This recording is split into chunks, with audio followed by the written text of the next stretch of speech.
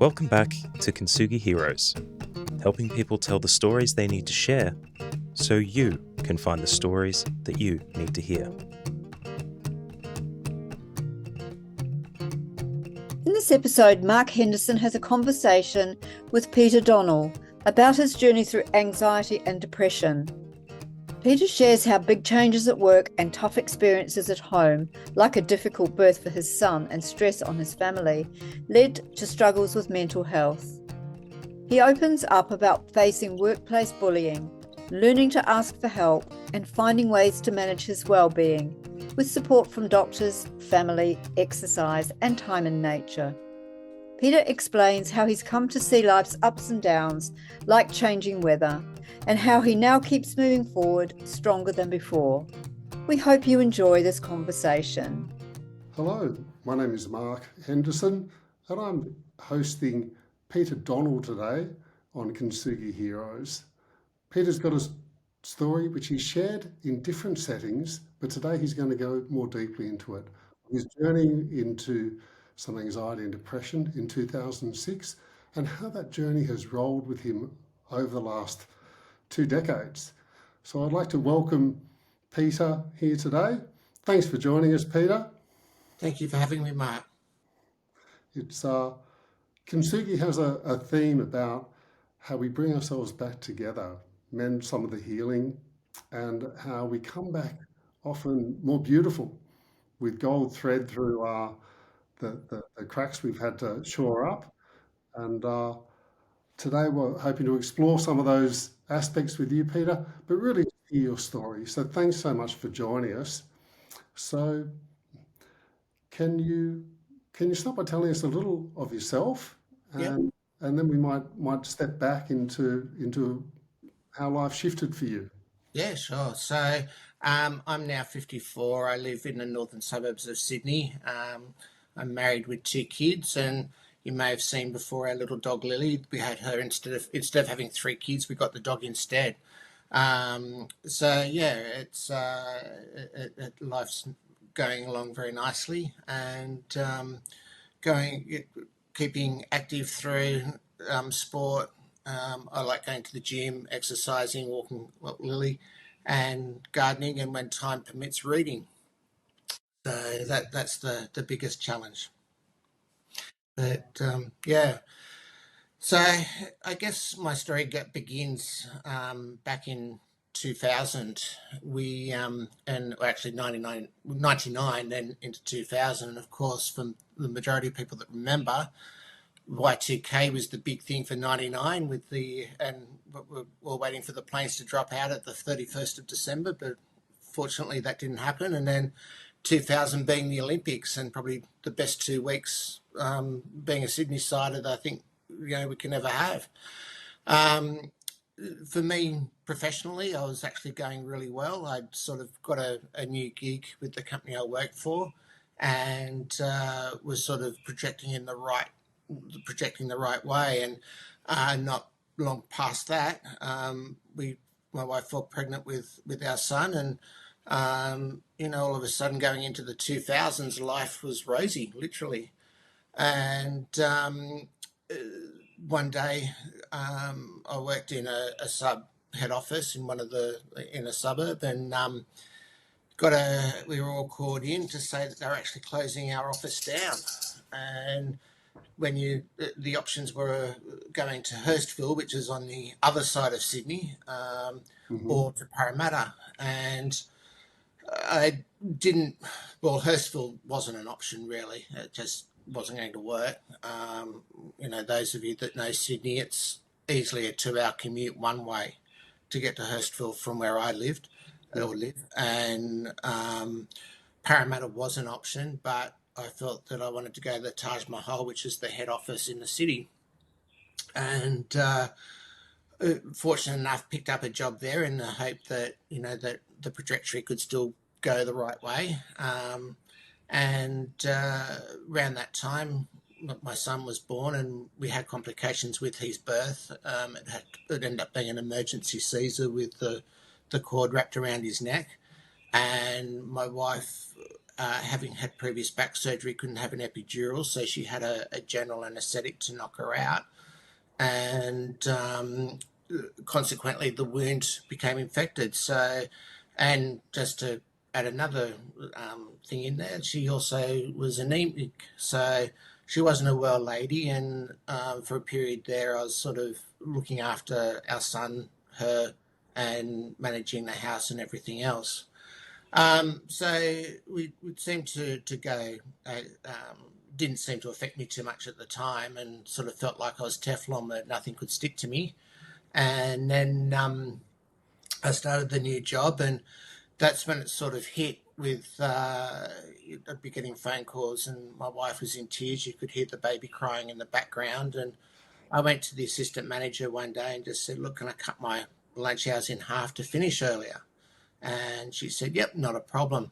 So we sort of started that day. She agreed with, and then it turned out that we had an influx of calls that afternoon, and the next day I was called into the manager's office and told that I wasn't a team player, and that I need to sort of have a think about whether or not this was the right environment for me to be in, and why was it that I didn't like working in her team. And so off the back of that, that was the first case that I experienced of workplace bullying. I sort of not long after that left the company and picked up a new job with a multinational, and that wasn't much better. Hey, Peter, I'm so interested in that area because you suddenly have these factors hitting you, external factors that you can't control, and which are really important, right? Babies and wives going through difficulty and quite a lot of rapid change. So three things hitting him pretty hard, and then this particular company kind of is trying to cut you loose, and yeah, that's what it sounds like to me, which is really like, oh no, they're being pretty horrible in some ways. So where did that? Yeah, that was tough on you. Very tough, and it actually got worse, Mark, because just you saying that reminded me that I actually did some study in the lead up to while all that was going on. And the policy at the time was if you passed your exams, the company would reimburse you. And this same manager refused to pay me my study costs because she didn't authorise me to do the study. But at the same time, she was also happy to make use of the skills that I'd learnt from the study.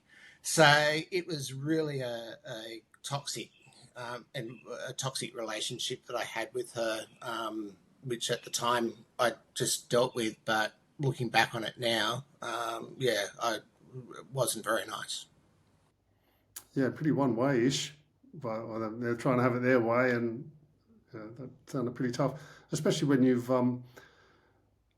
How are you feeling family wise at the time? I mean, it's a quite a dynamic and special time, a new child, and but also then some of your partners in difficulty. Yeah, my partner, she really struggled through the process in those early days, and particularly with her own health and the way, because the birth didn't happen that either of us had planned or expected, and that in itself was quite traumatic. Yeah, I, there is a joke I know about childbirth, and having been through it, there is some sort of reality to it. I won't tell the joke because it's not appropriate in this environment, but it's a whole different. You after being through it, you have a whole different respect for women and what they have to go through for that process. And I take my hat off to anyone that can or to any woman actually that has gone through it or is going through it. Most tremendous time of their lives. But yeah, it's certainly a challenge, and certainly a challenge for me, because just in that process of my son, it took. She went into labour on the Saturday night, and then midway through the Sunday morning, that was when they managed to sedate her and in turn look after the bub. But when they took her into surgery, it was actually probably one of the most, well, at that point in time, was one of my most loneliest points. And the trauma that I experienced through that was something that I've never did before, and I unfortunately never had since. Like, it was just sort of pretty much being on my own and not knowing what the outcome was going to be, whether for the baby or for her. It was yeah. I mean, very scary and uncertain time, especially by the sound of it. If so much of your life was planned, was business, was orientated, you guys went into this labour, birth labour situation, and then suddenly it's a little bit out of control, and you're getting put to the side. yeah, It's so interesting that you acknowledge that suddenly lonely space that you're cast into. yeah. So yeah, thanks for sort of recognising that and articulating it. I think, Peter, that's No worries. Thanks, Mark. that's it. So you're rolling forward, and the Yeah. I suppose, and you leave that company, but you've also got a wife in a bit of distress and a new bub, and the step up of having to try to find it or move into a new job with all that learning and all this new stuff on the home front. So I would think it's coming at you pretty fast, this life thing. It certainly is, and this is when I first probably, whilst you mentioned that I was diagnosed in 2006, I think I actually carried this with me before then. I'll tell a story on this in a moment, but in the second job, I also encountered workplace bullying. So part of what I had to do, or what I was asked to do, was to go to conferences, represent the company, answer any questions, take any leads, etc., and all the things that you meant to do at the conference. And whilst I was away, it meant that I couldn't do my usual business and what I needed to in the office.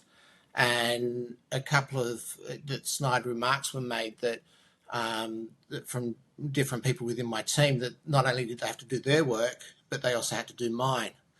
And that was a bit hard, because I didn't put my hand up to go to these conferences. So I went off because they asked me to. And it came to a head one year when the Melbourne Cup was on, and this company is quite a well-known company and has staff that sort of go off everywhere for parties, etc. For Melbourne Cup, and there was me and one other person who didn't receive an invite. So we were sitting in the office watching the cup and drinking wine. But going back to when I think I was diagnosed, when I first felt something wrong, was they used to have end of financial year parties. And one of the girls said, "Oh, I can't wait, we're going to do Murder on the Dance Floor." And the first alarm bell rang, thinking that she was actually going to be murdering me on the dance floor. And it's quite amazing now when I look back and hear that song and thinking how sick I was even before, it was going to be another couple of years before I was diagnosed. But the writing was there already. So that was an interesting thing. And again, there was some other instances where I had support of some management, but the senior manager of the department actually came for me and roasted me over something which I felt wasn't in. We sent a letter out to a client saying that we couldn't help them, and that was with my direct line manager's approval. But yet I was the one that got roasted for it. And off the back of that, I thought that, my time with that company was over, and then moved on to job number 3, which was pretty much a dream job for me. It was one where I thought could very well end up being my forever role. And it was here where the wheels really fell off. Also around this time, we had our child number 2, and for all the complexities and the issues that we had from the birth of my son, my daughter was the complete opposite. It was as though both the doctors, my wife, we knew that we had to do things, or it had to be done differently. So it was a set date for a cesarean birth, and it was set for a Monday morning. It was not around this time, and we got in there, and the anaesthetist said, "Oh, are you guys planning any more kids?" And we sort of said no. He goes, "Right, you're going to," pointing, looking at me, "You're coming into the theatre. You'll get to experience this." And it was like, you could knock me over with a feather, Mark. It was just like, really, this is fantastic. Yeah, how awesome. Wow. Anyway, and what's more, apparently, I was the first lay person that was actually allowed into an operating theatre at that hospital. So that was equally more. The tragedy of it is that can be a bit of a tech nerd. And so I spent more time talking to the anaesthetists and all the computer equipment. And then they said, "Oh, your daughter's born now." And we hadn't even known what we were having. And it was like, really? So soon? Right. Wow. So it was sort of like, quite a phenomenal experience. And I have unfortunately said that story to my daughter, who doesn't hold back in giving me the what for over it, that I was more interested in looking at computers than seeing her come out of a mum. But anyway, Right. That's life. Equipment, but to be in the room, kind of what a privilege and nice to be there, I suppose. So, and then the people again, that feeling that I had at the company before, where I thought that the murder on the dance floor, as I was going into the office, I could feel nerves or anxiety starting to build. And again, I didn't really pay too much attention to it. Another alarm bell. And it just basically built up over time. And then one day, I just went on one of the websites that you can go on to answer questions. And yep, sure enough, I had depression, anxiety. And the first thing was that I didn't treat it with respect. I thought, quite often in the media you hear about celebrity X or celebrity Y, they've got anxiety, they've got depression, and it's sort of like, almost being treated as being a trendy disease, that, you're not someone unless you've got it. Wow.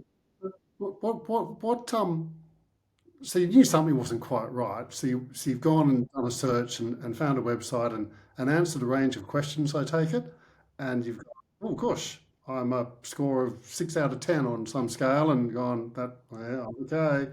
I'm pretty sure I've got anxiety or depression. So you've self-diagnosed. Um, was that shifting? I mean, you're saying you didn't quite give it the respect you needed, or what? Yeah, and I'll go into that a bit more, Mark, about that. Just a little bit because there's a lot more ingredients to come. Okay. So yeah, I just sort of, again, didn't act on it straight away. I just knew, and I've got to hand it to the people I worked for, because I'd go to their office. Like it was natural for us and it was encouraged that when you first get in, you walk around to everyone and say, hello, welcome, good morning, blah, blah, blah. And, I would actually include a bit like the weather report on how I was feeling that day.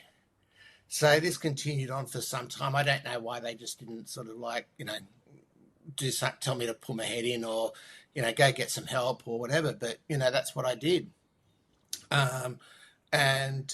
Anyway, it came to a head a couple of times. And again, 3 out of 3 with workplace bullying. And this one was a corker. And this is something that I haven't said publicly before. I have said it privately to some people. But I was called into the manager's office one day, and it turned out, sorry, Lily wants some attention again. Anyway, Hello. she goes, I don't want you helping that person. we're looking at giving her a warning letter. And by you helping her means then that the work that she's doing is compromised. And I thought that was just downright weird. Not to mention totally unprofessional, but I just thought, right. Anyway, and I went back and just kept to myself and didn't say anything at the time. And then, about a week and a half later, we did the performance reviews, and it was actually me that got the warning letter and not her. And at that point, the world opened up and swallowed me whole. And it was the beginning of the end, so to speak, for me at that company. But also a few other things that happened in between was my relationship with my wife. It wasn't strained, but when I wanted to give her a cuddle, she'd pull away. Or, if I wanted to go have a kiss, she'd pull away. And at the time, I thought there was something against me, but it was the fact that she was around two toddlers who all they did was wanting to crave their mum, and she was just desperate for her own space. But at the time, and with the way that I was feeling, I thought, hold on, this is also something for me. So it was just a whole combination of everything coming together that was just too much. And anyway, this particular day, that something happened, and I was walking. I think I was meeting my family on the western side of town, and as I was walking across, I could feel this really deep sea fog that was coming in, and it started at my feet and gradually made its way up my body to the point that it was a suffocating cocoon. And we came home, I went straight to bed, and a few times I got up and all I wanted to do was self-harm. And again, the human body being what it is, something intervened. And this time it was a photo, or not, I'd taken mentally in that last week of my son. And he at the age of 2, 3, something like that, he pulled me into a headlock and said, "Dad, I love you." And I took a mental snap of that I still have today. And it was sort of that thing that sort of kept intervening. But the other thing that happened during this time was it was like my body, I was having an out-of-body experience in the sense that my spirit was out of my body looking down at me. And it was just, if you saw me in the face, I'm sure I probably would have had zombie-like eyes and not really being myself or being present, because I was this, it's sort of like, the way I could describe it is those in the movies when someone passes and you see the spirit lift out of them. It was sort of like that, and the spirit was looking down at me saying, not saying anything, just watching. And the entire time in between all of that, I had this photo going on. So there was quite a bit going there. Anyway, I saw the GP at my local practice. He gave me some drugs that was supposed to help me, and he put me in touch with the psychiatrist. So I'm going to call him psychiatrist number 1. And not having only ever experience of seeing a psychiatrist was in the movies again. And you lie in the daybed and you tell them your story, and they're supposed to throw stuff back at you, and that's supposed to be helpful and all the rest of it. Well, psychiatrist number 1 did 2 things. He did 3 things. The first one was he ate that much Mentos during the half-hour session we had. I don't know how he went afterwards. Number 2 was, in between eating Mentos, he yawned. And number 3, he said, "Time's up." And I could have, I just blurted whatever to him. And at no time did I get an actual response back from him. At no time did he check up on my meds. And it was to the point that I just didn't see the relevance in going there. And when I mentioned before about not having respect for the disease, or for the illness, I should say, that was it. I should have, at that point gone back to my GP and said, hey, psychiatrist number one's not working for me. The drugs you're giving me or he's giving me aren't working for me.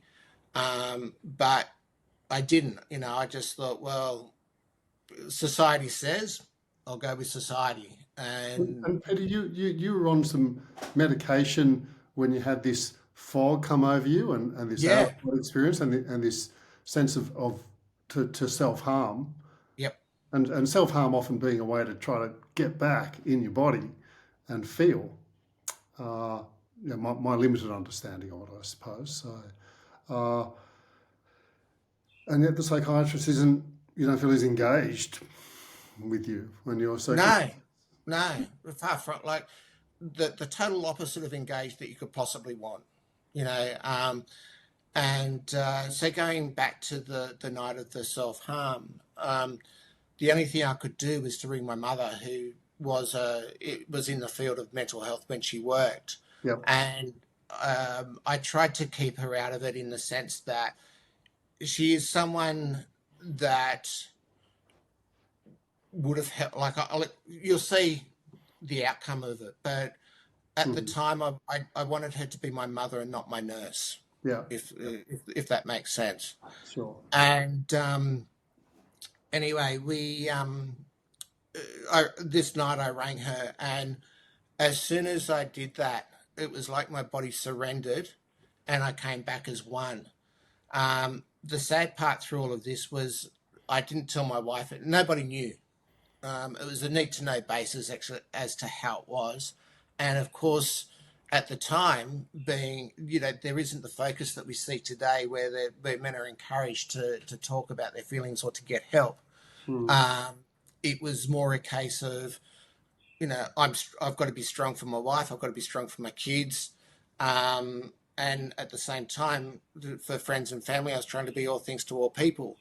And, it was just a collision course, literally, to the point that for my wife and my kids, they were passengers in a car accident where they weren't, they could do nothing but just, have their seatbelts on and go for the ride. Why do you think that sort of you handling it all, being I would call it maybe a little bit stoicism, is coming from? Is it your idea of what it is to be the father and the man, or is it something more in line with Peter, or is it to do with the depression which is going on, and it's throwing this blanket on you, or where do you reckon that comes from?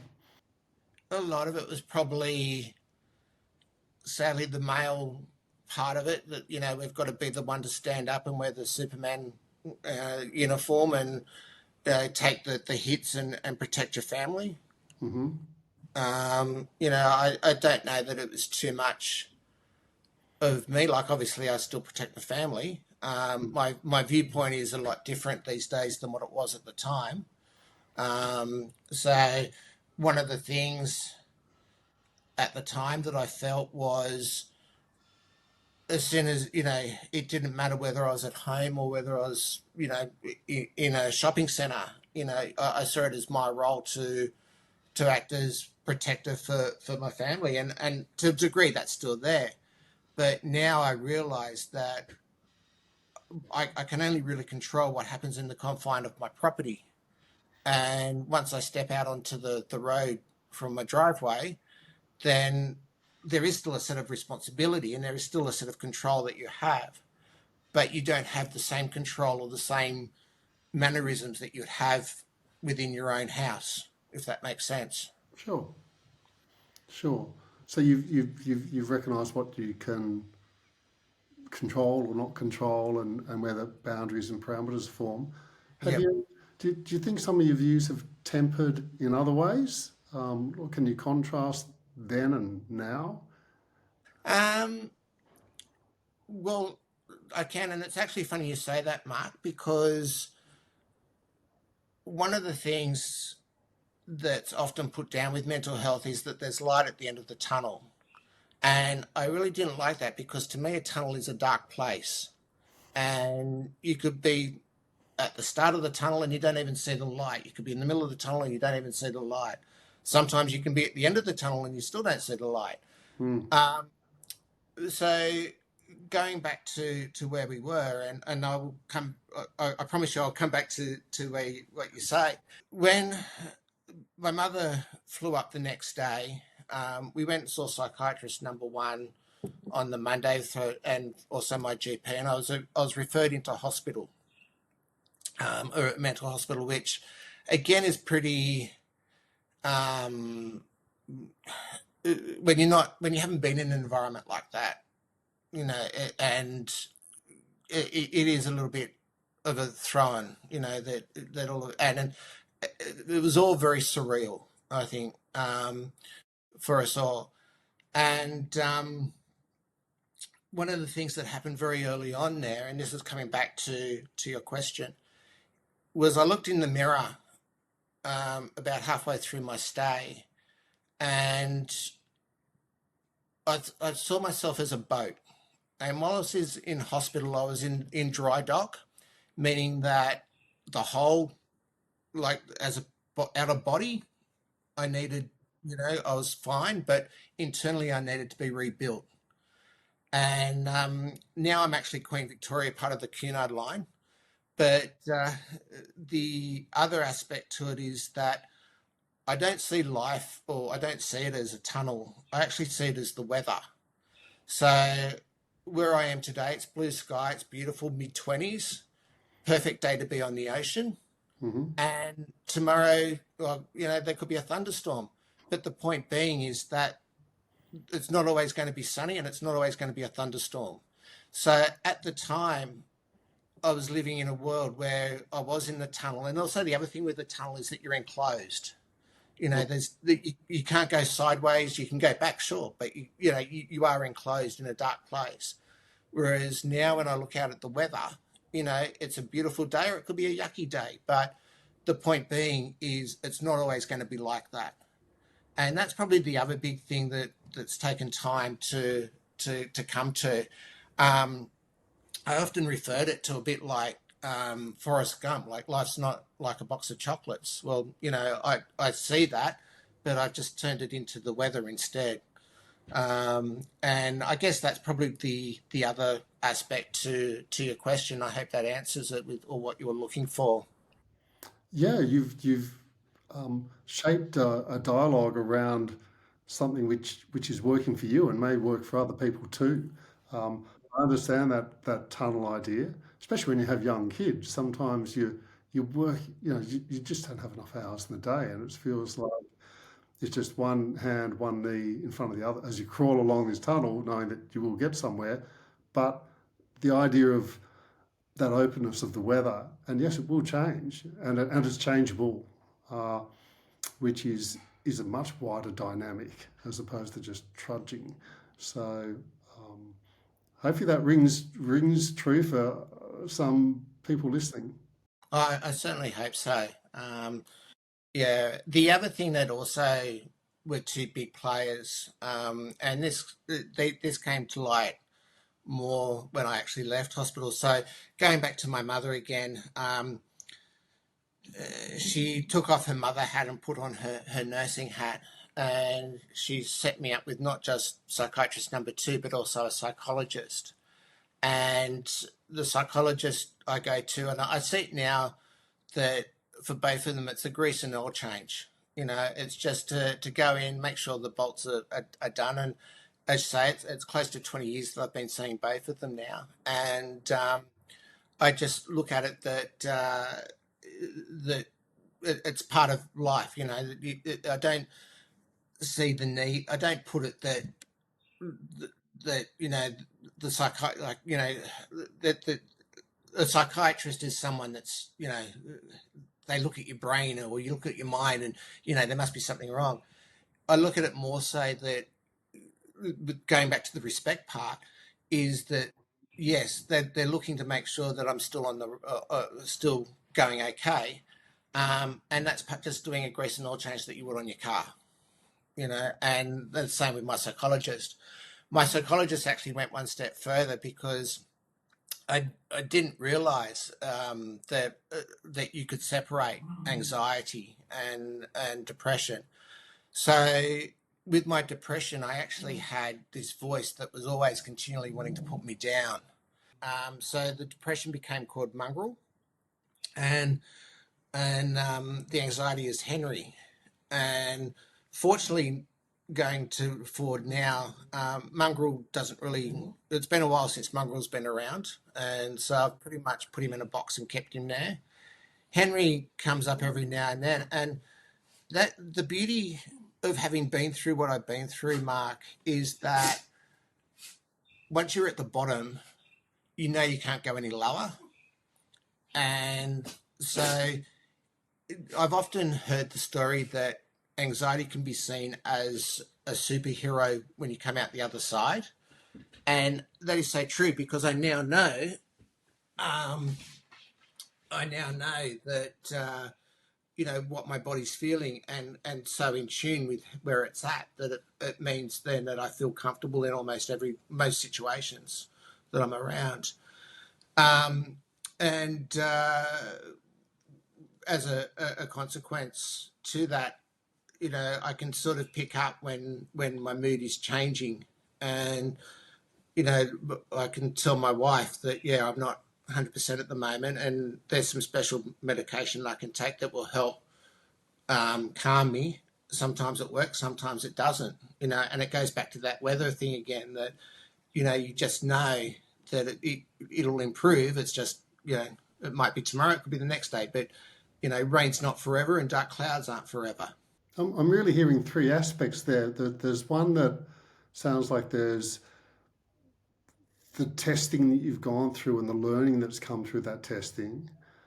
There's a part where you've prepared to vocalize and recognizing as a self-awareness, and then there's a more holistic view to say, I recognize there's this wider world around me, like the weather, and that's changeable.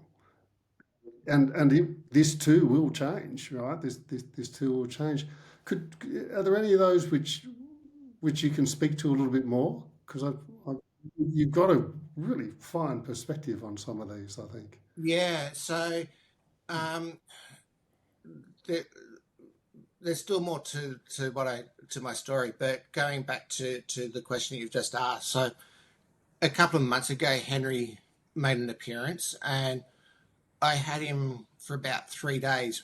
So for 3 nights consecutively, I took these special tablets with no improvement. And then I remembered Netflix actually have a meditation series, and so I just put the meditation series on Netflix, and in the space of 20 minutes of watching that, Henry was back in its box. And and that was about a month and a half ago.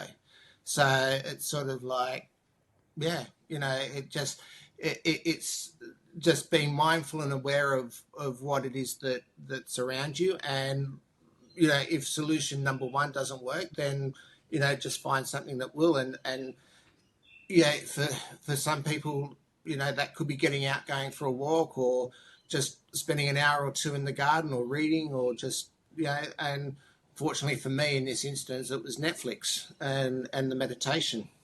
So you've got a toolkit. You kind of got a toolkit that Yeah, you know to go and bring out your toolkit and grab spanner A or wrench yep, and give them a twist and tinker away. yep, exactly right. Right, right, okay. Yeah, so going back Yeah.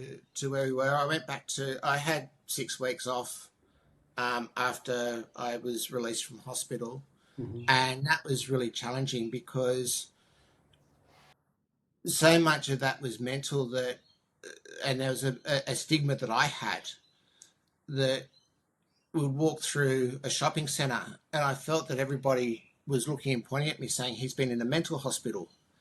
And even driving took a big, it took a while for me to get the confidence back to drive, just from the same aspect. And it was all about, again, having to rebuild the internals and the confidence of it. And obviously now I don't have those issues, but at the time, they played a big part. I went back to work, and within a day of being back there, one of the managers came to me and said, "Don't forget, we're still performance managing you." And I said, "No, I hadn't forgotten." Um, and then not long after that, I just felt that the position was becoming untenable. And for the first time ever in my career, I actually left without having a job to go to. So again, for my family, it was, back in the car accident scenario, that we had no idea what the future held. But my parents at the time lived down the far south coast, and I felt that's where I wanted to be. So we packed up and went south and lived with them. And for my wife, that was probably the most horrendous 6 months of her life, to the point that she also got support. My kids, well, my daughter was too young for school. My son had just started and didn't get off to the best start because we sent him up to the bus stop to catch the bus into town. It was a 20-minute a bus ride. And we managed to put him on the wrong bus, or I managed to put him on the wrong bus. He went on the high school bus, which is another 20 minutes on the other side of town. And the school rang saying, "Oh, we don't know where he is." And next minute, the bus company rings them saying, "Oh, we've got a student of yours." Oh my goodness. So we knew after that the right bus for him, but it took a little while. And then Well, that we was an had some adventure for your son. Sorry? That was an adventure for your son Oh, most definitely. Most definitely. and for the parents. Yeah. Hmm. And we had family friends down there that had a farm, and I actually ended up doing volunteer work for them, which was an interesting experience in itself. So all of a sudden I'm dealing with cows and herding them, and sort of mending fences, or just general farm handwork, whatever it might be that needed to be done. Was that very reflective for you, where you suddenly think, here I find myself here walking around a muddy field or next to putting a fence post in or something like that? It was just a whole different, something that I'd never done before. Mhm. Respective, I always knew like farming was tough and hard, but nothing sort of prepared me for what it actually is. The best for the farmer, the best part was he had electric fences, and there was a cold day where we had to get under one, and it was life. So next minute I got a bit of a spark, which made his day. On the other side of it, they had a manual car, which I'd sort of had some time learning, but I hadn't really driven before since, and I had to go up a hill, and I managed to burn their clutch out, getting it up this hill. The poor thing was doing a hemorrhage. So, but yeah, it was an experience, and it was a lovely experience that I had, and it was probably what I needed at the time. There will be fond memories always from being there, and I guess probably the best was being on the tractor mowing a lawn, it was great. But there was a period I felt that I could go back into the workforce, and I always had a passion for cars, always have, always will. And I managed to pick up a job in a sales area. And for me, I was happy like a pig in mud. My family weren't too happy about it because it was just, it meant probably another now for us. And at that stage, we tried to put our house here on the market, with a view of relocating down there. And anyway, the job didn't really work out that well. And funnily enough, this is one of those things I hadn't told anyone before today. And I was actually going in the first day of August, or the first Monday of August, to say I'm quitting, but instead they sacked me.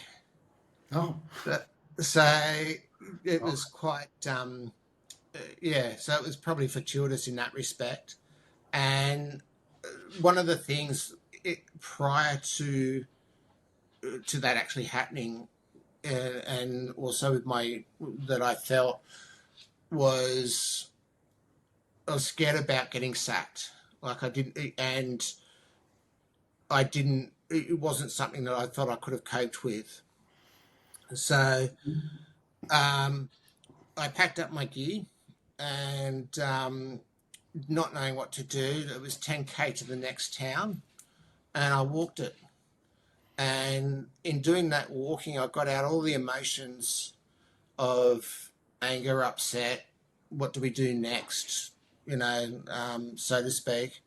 And it just, I was able to let everything out.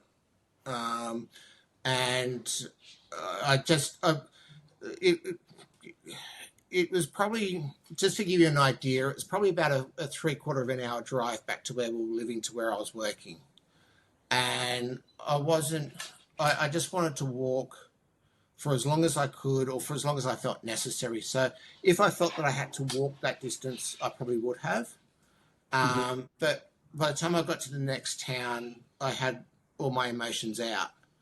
And I then sort of rang home and said, "Oh, can you come and get me? I'm here. They've sacked me." And I then had to go through them all again with my wife and my parents. And yeah, it was a challenge in itself for that to happen. The the interesting thing was that I vowed that I'd have a job in a month's time, which I ended up having. Um, I was non-discriminatory of where it would be. So if it was down the coast, it would be down the coast. If it was back in Sydney, it was back in Sydney. And I'd be happy just to do whatever it was that came up. I was happy, and so off the back of that, opportunity, I suppose, that sort of thing. sorry, The best opportunity. exactly, yeah, You've exactly got right. quite a strong work ethic in there. Sounds like Peter. Yeah, definitely. And that's something that's come from my family or my parents in particular. Yeah, both worked extremely hard and were extremely successful in their fields. Um, in terms of the job opportunities in the country are very slim, as many may know. And this was in September, and I went into the local Woolies, and they said we're not employing for Christmas yet. So I sort of knew then that the writing was on the wall for us to be living down that way. So if you can't get a job at Woolies anytime, then what chance have you got elsewhere? And anyway, we ended up, as it turned out, more opportunities were coming back up in Sydney. So I was successful in getting one, and that caused some family angst as well, quite a lot of family angst, and because from their aspect, and rightly so, they thought that I've come out of the oil and the fire, I need to go back into the oil and fire. So what would be different this time around, and I knew that, and so one of the things that had happened was, which was another contributor to my illness, was I sold my car. So all of a sudden, after having your own independence with your car and being able to do things when you want and how you want, or being reliant on one car, and of course my wife needed it with the kids, meant that I missed out. And so I said to my wife, well, it turned out that I picked the job I got was at a nearby suburb. I decided I'd get a bike. I rode for a bit while we were down there and absolutely loved it. And so for a couple of years I was bike riding, and that was brilliant because I'd be out pretty much every day, and on weekends I'd do a ride, and I challenged myself with steep hills because I figured the resilience that I'd already built internally, combine that with the ability of riding up a really steep hill, meant that whatever was thrown at me during the week, I could cope with. You know, it can't be any worse than doing this. And that pretty much went, was the way it worked. Mm. Which was going fine until one day when 100 metres from home in greasy weather, I came off my bike and fractured my hip. Oh, hip. So, Yeah, right. Ouch. yeah. Yeah, right. Okay. And and that sort of was the writing on the wall was from bike riding from then on, from the family perspective. But we also had some fun times down the coast as well. So my daughter at the time, we often said she was the Sydney Morning Herald because there was no filter and she'll blurt out anything and everything. So one of the things that I used to do to try and lift my mood in Sydney was would have the radio on and I'd dance around like a stupid dad. And she'd say, "What are you doing, Dad?" And I'd say, "Well, I'm dancing to the radio." So I'd be dancing, and she goes, "Yeah, well, you're dancing like a girl to the radio." Oh. So we'd go down to my wife would take her to daycare or to family group or whatever, and she'd be more than happy to tell one person should tell 100 that my dad dances like a girl to the radio. And my wife would just like to find a corner to cringe. And yep. Yeah, kids don't nor should Yep. have big filters, I think. So, so it's not Yep. not their thing. So okay. So it sounds like you've Yep. got back to Sydney. You've obviously with the bike riding, you had a bit of Yep. fitness going on, up to a point. Fractured hip is never going to help. And you're living that life in Sydney, the Sydney life with the Yeah. and 2 kids. Yep. Yeah, And the bike made a huge difference. mhm. We felt we couldn't afford to have a second car at that time, and the bike was enough to give me my independence that I needed, that I could, and it, in actual fact, helped in more ways than one. Mhm. In terms of getting out there, the there was a real successful period there with the work I was doing, and I at this stage as well, my mother had got me in to see psychiatrist number 2 and also seeing my psychologist, and between the pair of them, I was both Mongrel and Henry were in their boxes and were quite happy to live in them. They're almost under lock and key, so to speak. And anyway, you mentioned earlier oil and fire. I think your family was about to going back. yeah. So Image. We copped a lot of family pressure for coming back to Sydney.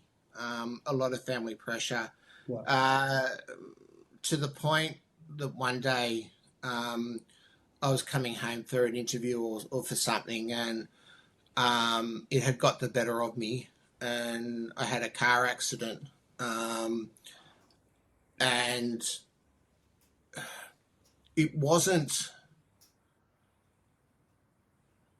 anything in particular. It was just a build up of what was said and around, and it was, my wife and I have never really spoken about it, but we know what was said and how we understood it. We knew that things needed to change or needed to be different, and that's where I stopped becoming all things to all people and realising that I can only really control things within my house or in my yard. Well, was that discussions with your wife or the psychologist or an internal thing for you? Where was that sitting, Peter? It was pretty much internal me that was that. Plus, I was conscious of what she needed and what we needed. And we were very welcoming back into the community, which made a big difference. Um, our son was able to go back to the school that he came from. The principal was just sensational. My daughter went to a different preschool when she came back, and that was no bad thing. Um, my wife and we were strong. And I know that might sound a bit weird because we hadn't really spoken about this, but we knew enough between us that what was needed in terms of going forward. So from that aspect, we were able to sort of forge ahead. Mm-hmm. The bike, I can't credit enough for, to be honest.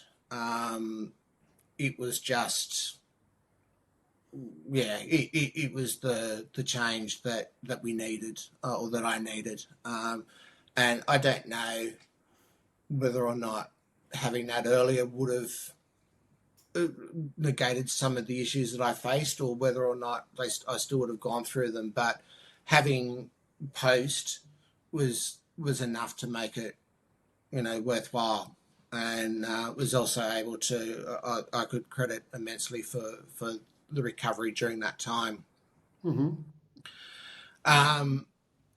And in terms of then, I had about 5-6 years where Mongrel and Henry went around. They did come back, and I have had a couple of relapses since. And there's now a third person that I see, which is my GP, every couple of weeks because of that. And that some of those issues were primarily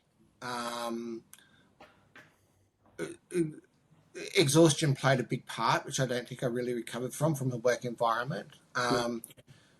The department I worked for was changed to a different area, and as staff left, they weren't replaced. So in the end, there was about 5 or 6 of us that covered nationally, and were doing all hours at all times, and that just burnt out. It was just, we were in a central office, and all the work came to us. And when you've got a number of offices around Australia that are sending you work, it doesn't take long for it to pile up. So exhaustion again played a role there. And unfortunately, by that stage, the bike had gone. Exercise-wise, I've still sort of continued with either walking the dog or gym work at the time. It just, through COVID, we, of course, working from home, and I think that had its own impact. I think COVID has a lot to answer for.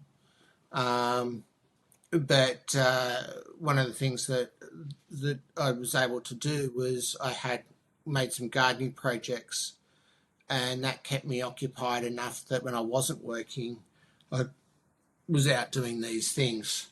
But in the end, the exhaustion was enough that I ended up having to leave that company a couple of years ago. Was it Mongrel and Henry that destabilised the work? Yeah, right. Yeah, okay. yeah. So you need to. So are you recognising the need to keep them in their cage, keep them chained, and do that? Yeah. Yeah. I mean, I'm now back working again. I'm doing something entirely different these days, and Mongrel has played a part in that as well. And again, it's finding avenues that help keep them in their box. The one I'm doing at the moment is completely left field. And I wouldn't have expected it to have the impact that it's had for me, but in a positive way. Mm-hmm. But just to expand on that is that I work as a driver, and in doing that job for a while, Mongrel was behind the scenes saying, "When are you going to have an accident? You're going to have an accident." And sure enough, there was a period there where, I mean, they weren't major accidents, but though, I'd be returning with a scratch here or a dent there or whatever, and it was sort of like, well, Mongrel was saying, "I told you so." So he really is a mongrel, um, and So one of the things that I've done is to keep Mongrel in his box is there's an app that's out at the moment that measures your driving, and the higher you score, the better driver you are. And quite surprisingly, my driving's better than what I thought it was. So from off the back of that, Mongrel's got nothing to say, which is good, and Henry's with him, and together they're having their own little fun tied up in their box. And bit of luck, we can keep them there. Mm-hmm. Mm-hmm. Putting a scale there. Yeah, Oh, yeah, yeah. and so from that, from there, I do feel the resilience, or that going back again. I think the big thing is the change from being in that tunnel to just looking at the weather and being able to sail on clean water, and being prepared that it may change tomorrow, but it's not forever. So that's really part of your lived learning, I guess. Yeah, I know that yeah, that, that really because they're really different images, right? They're really yeah, different perspectives on the whole thing. So absolutely. yeah, if you're able to tap yourself on the shoulder back in 2000 or around that, or life was sort of on the surface looking really good, Yeah. Olympics and job and all this sort of stuff, and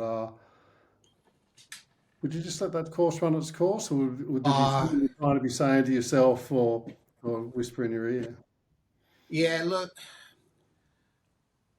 hindsight's a wonderful thing for us all, Mark. Um, if I had that time again, I would have gone to Parramatta with the majority of the team that I worked with. And I'd have no doubt that I could have gone on to bigger and better things. And, but the other side of the coin is what I've experienced and what I've gone through from, even now. Like, there's two things. Like, firstly, I have no regrets or no issues with any of the people that I've worked for.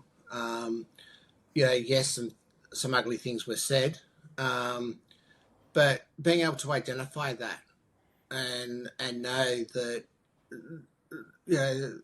they're just words. I actually used to hold a glass to the company that fired me, because that 10K, I learned more in that 10K about who I became and how I became. And I mean, whilst it basically completed the fit out that moved me from being a tinny to being the Queen Mary. You know, so um, I it's like a sliding doors moment, really, going back to 2000 and the changes. At the other side of it, what I do now is I is fantastic. I love the people that I'm around, and everybody I work with has a common cause. Everybody, management, we're all individuals, but we're called for the calling of what we do. And from that aspect, I wouldn't change that for the world. And yeah, I don't know if I'd gone. So I mean, if I'd gone the initial down the initial way, where I'd be, but it's taken me a long time, but I'm in a happy place. Sure, I can hear. I mean, you talk about sliding doors, but most of your imagery is around being on an ocean and a ship and Yeah, all the different possibilities that go with that. Okay. exactly. Peter, is there anything else you'd particularly like to share, or any thoughts about some of the bits of the cracks where the gold was filled in? If there's one thing that if we potentially finish on, I don't know, but as a kid, I never ate Brussels sprouts, and I couldn't digest them at all. And they served them in hospital when I was, and when I ate, I forced myself to eat them and actually liked them. So it was sort of little differences or challenges that as things change, you just become more open, I guess. Life has that journey aspect to it. So, okay, well, we'll end it there. Thank you, Peter Donnell, for sharing so openly and telling us your story, and Thank you.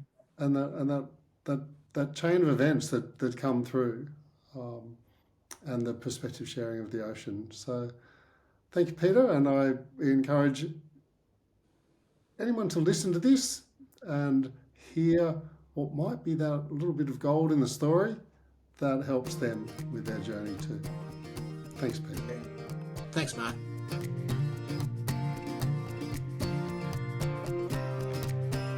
Thank you for listening to this episode of Kintsugi Heroes. Thank you to Colin Lilly for permission to use Broken as our theme music for this series. If you enjoyed this conversation, share the podcast with a friend and let us know by leaving a rating and review on Apple Podcasts, Spotify, or wherever you get your podcasts. If you'd like to support Kintsugi Heroes and the stories we share, head to kintsugiheroes.com.au and follow the instructions to make a tax-deductible donation. Thank you for listening, and we'll see you next time.